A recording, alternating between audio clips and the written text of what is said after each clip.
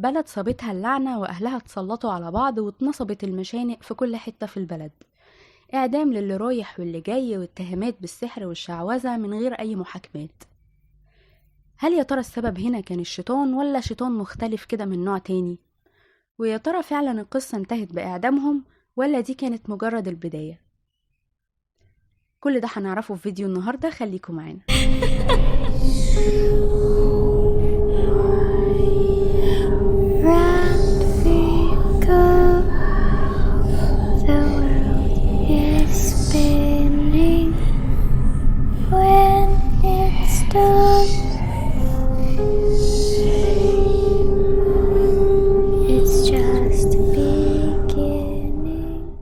تبدأ قصتنا في القرن ال17 وتحديدا سنة 1692 في قرية اسمها سيلم في ولاية ماساتشوستس في أمريكا.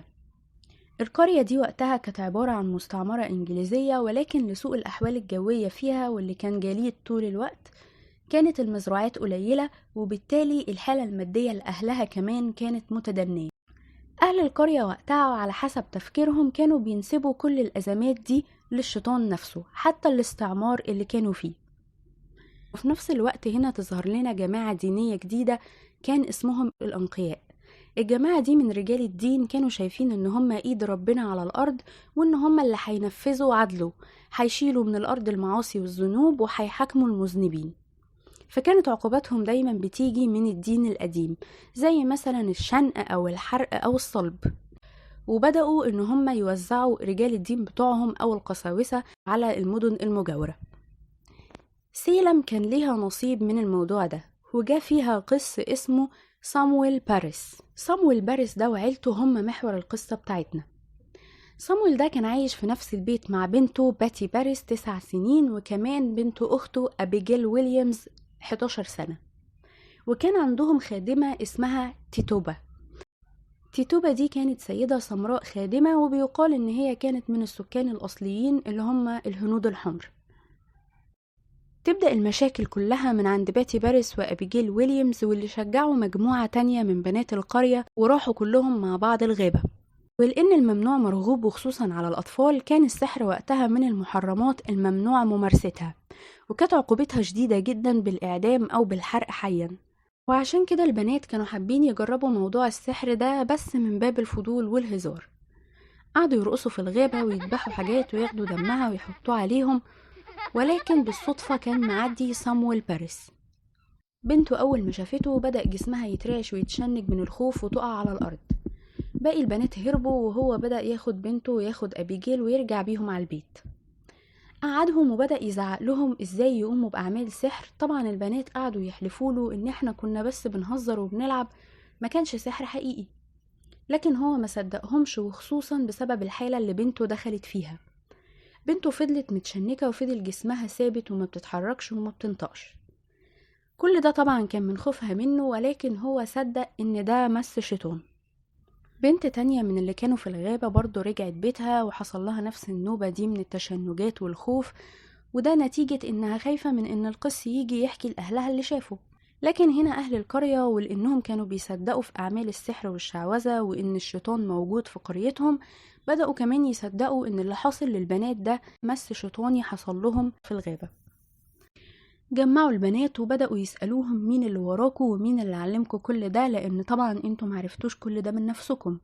البنات أنكروا لأن مفيش حاجة من الأساس، لكن الأهالي ضغطت عليهم أكتر. بدأت هنا أبيجيل تقف وتقول فعلا في حد هو اللي كان بيعلمنا، وقالت أول اسم خطر على بالها. الاسم ده كان اسم توتوبا الخادمة اللي في البيت عندهم. أهل القرية جابوا توتوبا وبدأوا يحققوا معاها، واللي طبعا أنكرت كل التهم الموجهة ليها. لكن هنا أهل القرية أصروا على موقفهم وفضلوا يهددوها ويضغطوا عليها، وحطوها قدام اختيار في منتهى الصعوبة. قالوا لها يا إما تعترفي على نفسك وكمان تقولي لنا أسماء ساحرات تانيين موجودين في القرية، يا إما تصري على الإنكار ده وساعتها هتتعرضي للمشنقة. طبعا توتوبا ولأنها كانت وحيدة وعارفة إن مفيش حد هيدافع عنها، اختارت الاختيار الأولاني. وبالفعل بدأت تقول لهم على أسامي أشخاص تانيين اللي هم كانوا سارة جود، ودي كانت مشردة موجودة في القرية وفقيرة ومحدش تقريبا بيتعامل معاها، وكمان قالت لهم على سارة أوسبورن واللي كانت بقالها فترة كبيرة ما بتروحش الكنيسة. طبعا ده كان سبب كافي إنه يخليهم يشكوا فيها. بدأت المحاكمات وجات السيدات دي وكمان البنات بتوع الغابة وقفوا قصاد بعض. كان في معتقد زمان بإن أي بنت مسحورة لو جات الساحرة اللي عاملة لها السحر قريب منها أو حاولت تلمسها يبدأ جسمها ينتفض وتقع على الأرض. وده بالظبط اللي البنات عملته في المحاكمة. وهنا بدأت الفوضى.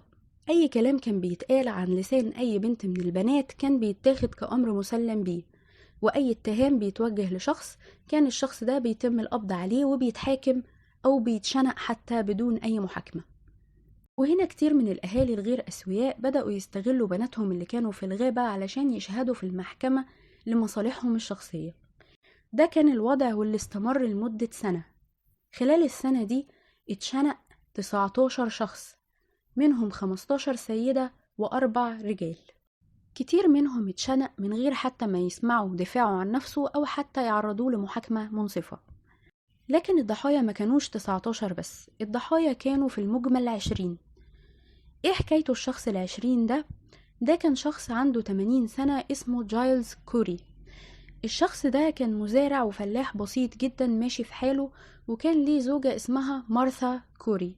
الزوجة دي كانت من ضمن ال19 اللي اتعدموا، ومن بعدها بدأ انه يعترض ويتهم المحكمة بالخيانة ويتهمها كمان بان هي ماشية ورا دماغ شوية اطفال. طبعا المحكمة اتضايقت منه جدا وبدأوا ان هما يتهموه هو نفسه بالسحر والشعوذة، وطلبوا حضوره المحكمة علشان يحاكموه، لكن هو رفض انه يحضر. هنا أخدوه بالقوة وبدأوا إن هم يطبقوا عليه عقاب من نوع آخر.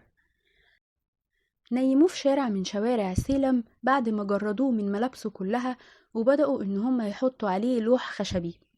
ومن بعد اللوح ده بدأوا إن هم يحطوا أوزان تقيلة جدا من الحجارة فوق بطنه.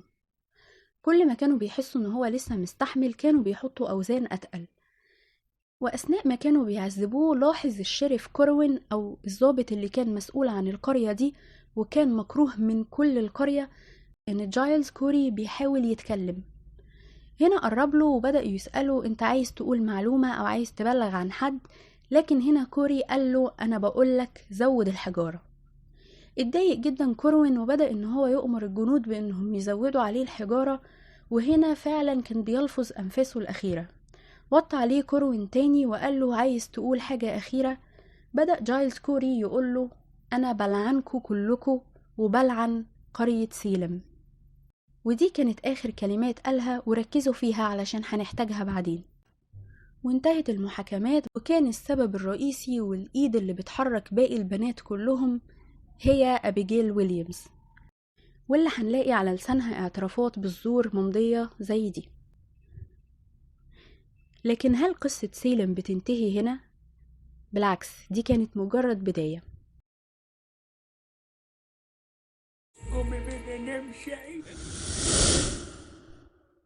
هنلاقي ناس كتير من بعدها بتبلغ إن هما بيسمعوا أصوات لسيدات وكمان لأطفال في بيوت متفرقة من القرية، وكمان في ناس منهم كانت بتشوف خيالات الأطفال دي وستات بتبص من شبابيك البيوت.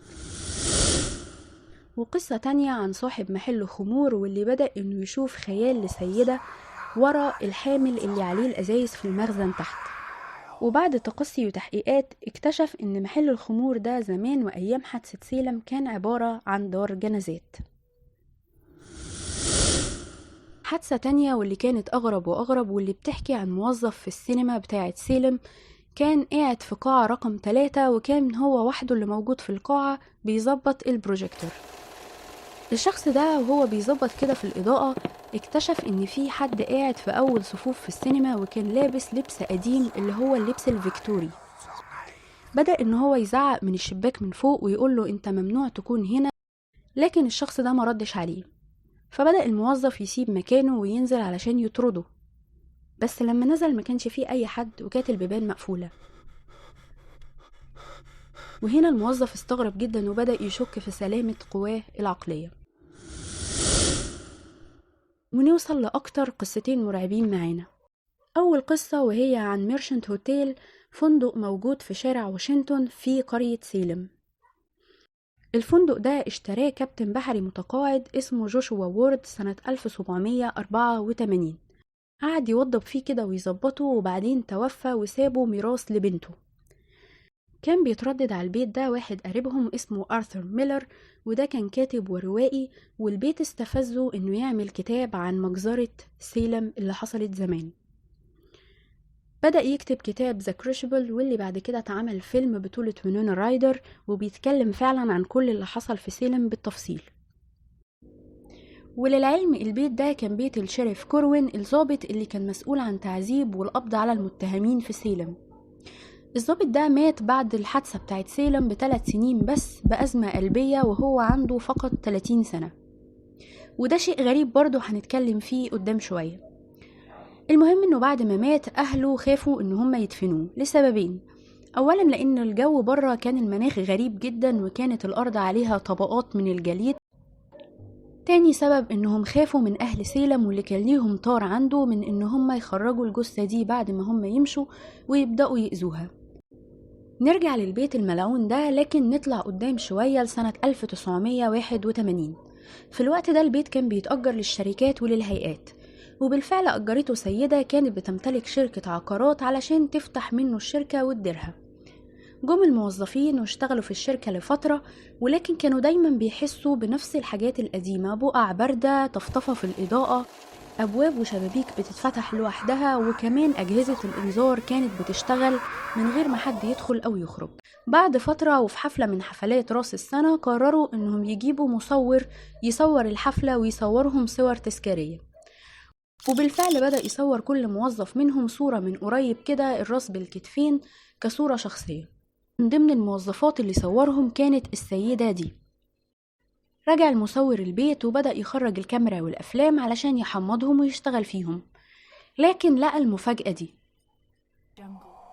واللي محدش فاهم لغاية دلوقتي مين السيدة دي اللي ظهرت في البيت مكان الموظفة.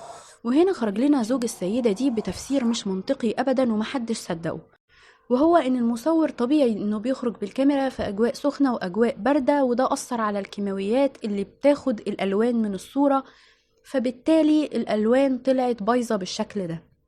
لكن محدش اقتنع، وخصوصا إنه شكل السيدة مختلفة تماما، الشعر مختلف ولون اللبس كمان مختلف، واللي لو دققنا شوية هنلاحظ إنها شكل تقليدي للساحرات زمان اللي بيتوصفوا في كل الكتب.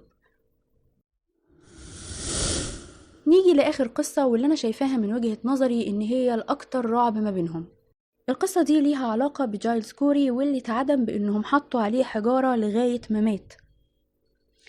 لو تفتكروا آخر كلمة قالها للضابط كوروين وهو بيموت، قال له: أنا بلعنك وبلعن كل سيلم. والغريب إن من بعدها أي شخص في مجال الشرطة في سيلم اتوفى يا إما بأمراض قلب يا إما بأمراض في الدم.